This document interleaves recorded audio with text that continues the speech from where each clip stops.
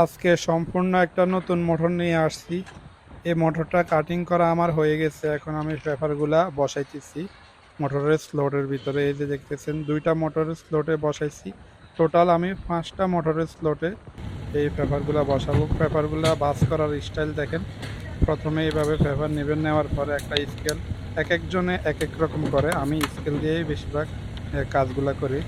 সমানভাবে পেপারগুলার মাথাগুলো এইভাবে বাস করি, ঠিক আছে? নির্দিষ্ট একটা বাস করে দোনো সাইড বাস করব। বাস করার পরে স্লটের ভিতরে আমি এগুলা বসাবো। এই দেখেন, এইভাবে সবগুলা পেপার আস্তে আস্তে বসাইতে হবে।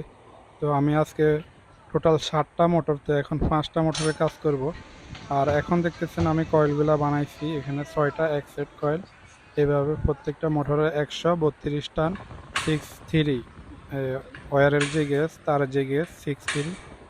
তো এই যে দেখেন কয়েল এখন বসাইছি। এভাবে আমি 3টা মোটরের একসাথে বানাইছি, বাকি 2টা মোটরের পরে বানাবো। তো এভাবে সম্পূর্ণ কাজটা কমপ্লিট করব।